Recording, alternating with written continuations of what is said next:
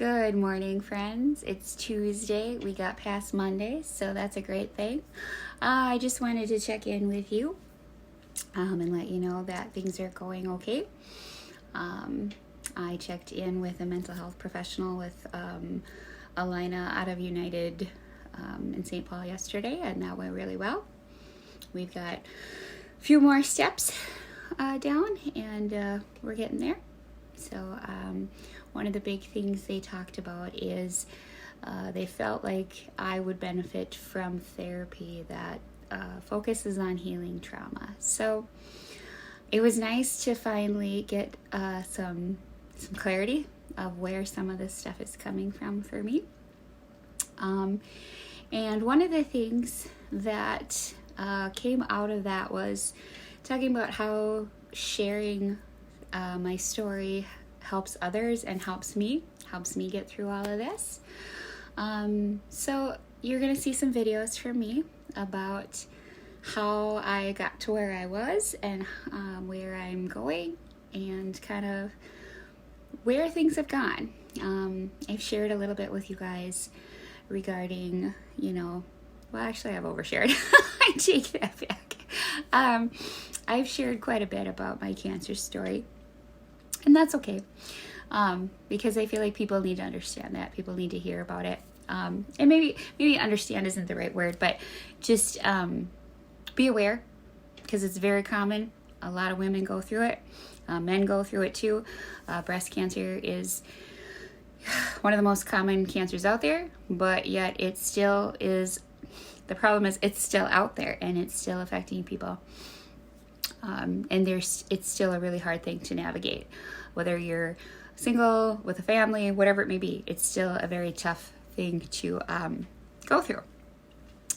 But one of the big things I wanted to talk about today was autoimmune conditions and what those are. People hear the word autoimmune and they kind of start to tune out a little bit, or just kind of like whatever, I don't think it's talked about enough, and I think it has a stigma to it, and that's where some of my mental health issues come from, because I feel like people hear that word autoimmune and they're like, it's in your head, you're crazy, Laura, just deal with it. Which some of it is a mind game. Like, you do have to just deal with it, But what people don't realize is that when you have an autoimmune condition, and I have quite a few, is that it doesn't go away. And there isn't really a root cause. These things just kind of happen. And with all the advances in modern medicine, there still isn't a clear definition of why you get something, or if it's going to go in remission, or why it picked you. Some of it does come down to genetics, but even when you have that information, there still isn't a really good way to go, okay, let's pinpoint a treatment plan for you that's going to work. It's a lot of trial and error still, and it stinks. The big one for me is I have primary biliary cholangitis. What is that? PBC for short. It's autoimmune liver disease. And from all the testing I've done over the years and all that, I was diagnosed in 2019. That doesn't seem like that long ago, but it kind of is already. Is that all of the chemo that I had and the type of genetic flaws, I guess you could say, that I have is what brought on the liver disease for me. So unfortunately, it's not because of drinking or anything like that. It's simply because chemo did a number, and it damaged my liver, it damaged my heart, damaged my lungs, which probably weren't in the best shape to begin with. So it's a hard one to swallow, and it took a very long time to get that one under control. I went through about, I think, 5 different medications before we finally got the right one, which doesn't seem like a lot, but when you have to deal with side effects and all that stuff that goes with it, it's very challenging. And now I'm on one, which is fabulous, but it's not just a pill a day.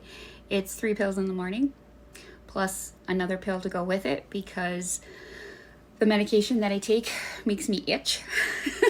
Of all weird things. I get hives and stuff like that, so I have to take another medicine to offset that. And then I have to take 2 more pills with it at night. So that's just for my liver.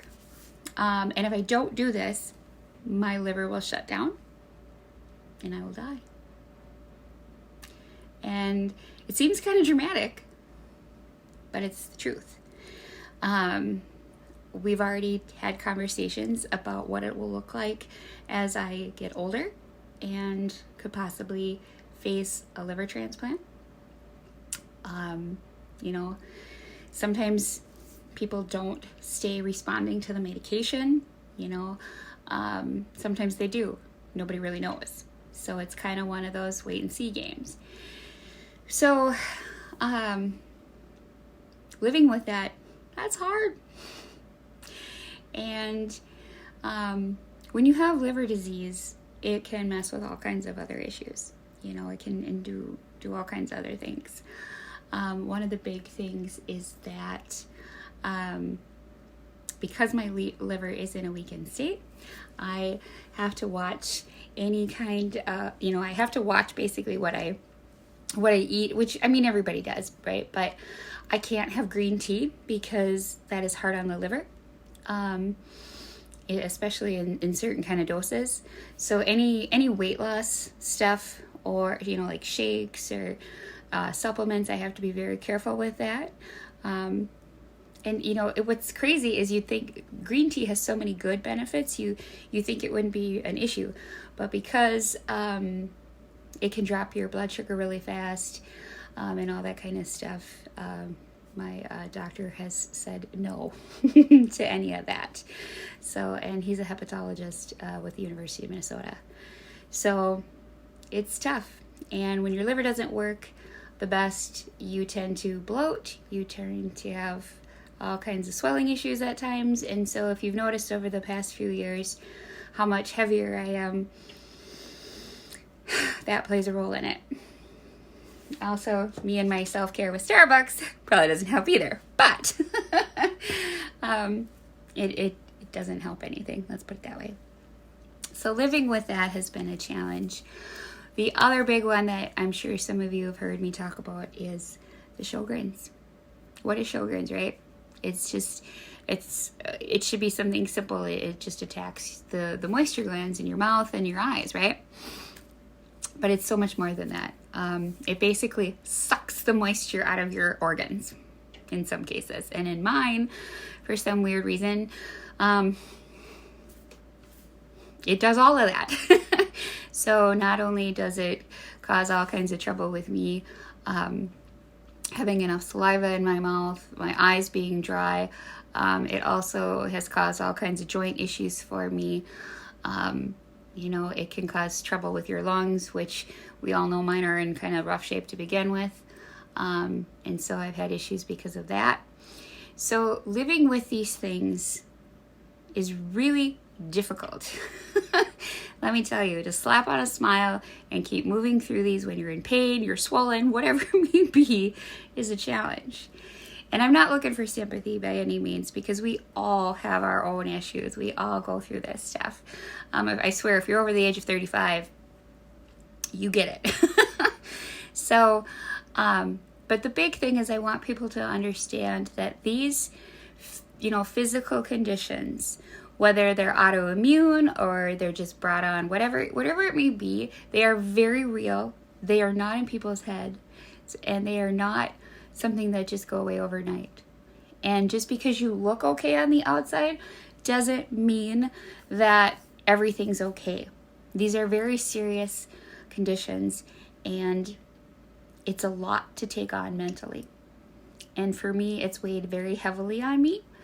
And I have a co-parent that doesn't seem to understand that I need to make it to my appointments. I need to do certain things, because if I don't, I will die. And it seems extreme, but that's just the way it is. And so when you add those things together, it can really play on a person's mental health. So I'm going to leave this with you today, friends. Please be open-minded when people talk about whether it's autoimmune, mental health, whatever it may be. Please don't just write them off. Don't be like, oh, they're complaining again. Oh, there goes Laura being dramatic. That's not the case at all. There is a lot of stuff going on that you don't even know. And what's crappy about autoimmune things is that they affect each person differently. So what one person may have symptoms of, you may not. It's just the nature of the beast. And as advanced as we are with modern medicine these days, we are still not there when it comes to AI conditions. So that said, I want you guys to remember to be kind to anybody dealing with these kind of things, or if it's you personally, please take a moment to give yourself some grace and to go, it's okay. It's okay to rest, which is one thing I have to tell myself all the time. It's okay to take a break. And just remember that your health it's important. It's not you being crazy. It's not you looking for attention. It's legitimately something that you have to deal with. And other people can sit there and dismiss you all they want, but it's very real. And you have every right to feel however you feel. Frustrated, happy, sad, angry, whatever it may be. You have a right to those feelings just like I do too. So please take care of yourself today, friends. And if you ever want to know more about these things, feel free to reach out to me. Or if you have questions about just mental health issues, and AI conditions, things like that, feel free to reach out to me. I may not have the answers, but I've got a lot of resources now that can help you. And what helps me the most, I think, about getting through this stuff is being able to share with everybody what I experience and what I've learned. So again, I apologize for taking up a lot of time today, but I just wanted to share that with you guys, and I hope you all have a great day. Thanks.